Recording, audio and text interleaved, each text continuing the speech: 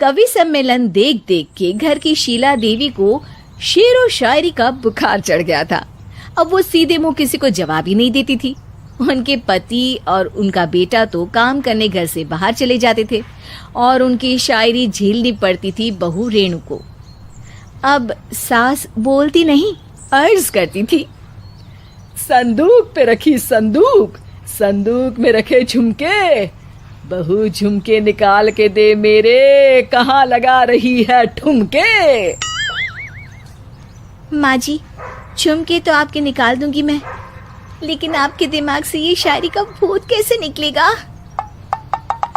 छोटे लोग नहीं समझेंगे, शायरी है शौक बड़ा, तू अपने काम से काम रख, मेरे काम में मत टांग अड़ा।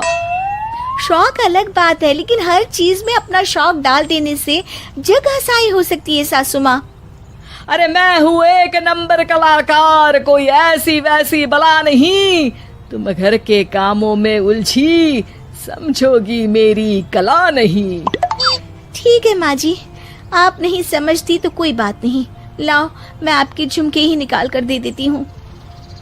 बहू सास के झुमके निकाल कर देती है और वहाँ से चली जाती है। शाम को बहू अपने पति से शिकायत करती है, सुनिए जी, आप माँ को कुछ समझाते क्यों नहीं? अरे क्या समझाना है माँ को? अरे अपनी शायरी थोड़ी कम करे ना। अरे तुमको उनकी शायरी से क्या दिक्कत है? अरे मुझे नहीं, पर पड़ोस में सब लोग हंसते हैं, कहते हैं बुढ़ापे में लोग सठिया जाते हैं, लेकिन शीला जी तो शायर हो गई हैं। अरे लोगों का काम है कहना, लोगों की बातों का क्या टेंशन लेना। अरे वाह, मैंने भी शेर कह दिया, वाह वाह वाह वाह। देख लो, तुमसे किसी ने कहा नहीं और तुम्हारे सामने कोई माँ की बुराई नहीं करता तो तुमको फर्क नहीं पड़ रहा।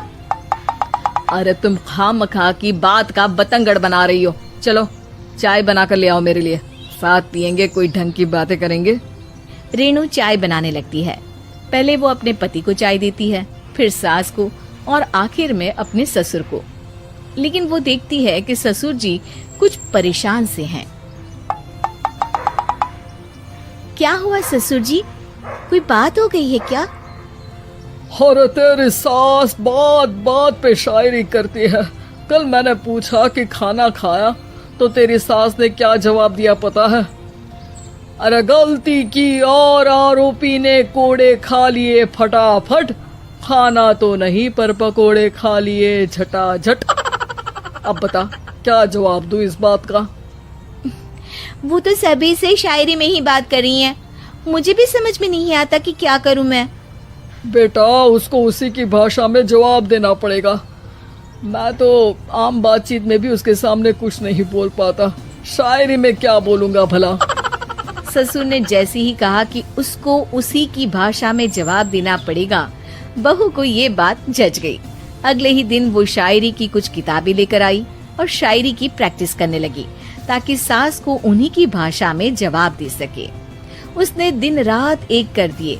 एक दिन सब साथ में बैठकर टीवी देख रहे थे, तभी रेणु सबके लिए बिरयानी बनाकर लाती है, लेकिन सास को बिरयानी भाती नहीं। कौवा करता काऊ काऊ, चिड़िया बोलती ची ची, इतना खराब बिरयानी बनाई है कि मुंह से निकले छी छी। बस इसी मौके का तो बहू को इंतजार था, क्योंकि अब बहू सास को उसी की भाषा में जवाब देने के लिए तैयार थी। माँ जी, हमको अपनी ये बेकार शायरी ना सुनाइए, जैसी भी बनी है बिरयानी चुपचाप खाइए। ससुर जी और रेणु के पति ने रेणु का जवाब सुनते ही जोर से ताली बजाई और सास ने जब रेणु का शायराना जवाब सुना तो उनके गले में बिरयानी अटक गई। बहू ने एक और शायरी का तीर छोड़ा। शायरी में बहू के सामने सास हो जाएगी ढेर, क्योंकि सास मारेंगी एक शेर तो बहू मारेगी 1.25 शेर। सास को छोड़ के सब वाह वाह करने लगते हैं। आज पहली बार सास को नहले पे दहला मिला था और रेणु ने सास का मुंह चुप करा दिया था। अगले दिन रेणु का पति उससे कहता है, अरे वाह, तुमने तो माँ की बोलती बंद कर दी, मजा आ गया। अब मेरे लिए कुछ बना दो, खाकर मैं काम पर चला जाऊं। शायरी ही है मेरा जीवन, वही करूंगी जी भर के। नौकरानी रख लो कोई, काम नहीं करूंगी मैं घर के। अरे तुम क्या माँ जैसी हरकतें करने लगी, सीधे सीधे बात करो ना। हो गई कल शायरी, रोज थोड़ी ना करोगी।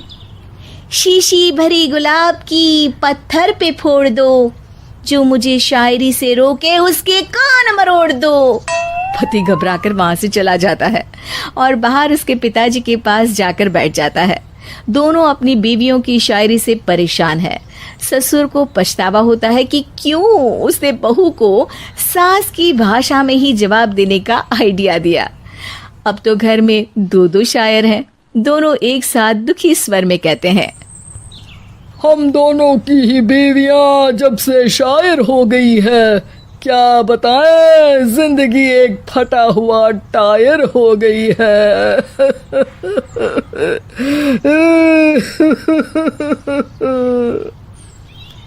हम दोनों की ही बीवियां जब से शायर हो गई है, क्या बताए जिंदगी एक फटा हुआ टायर हो गई है।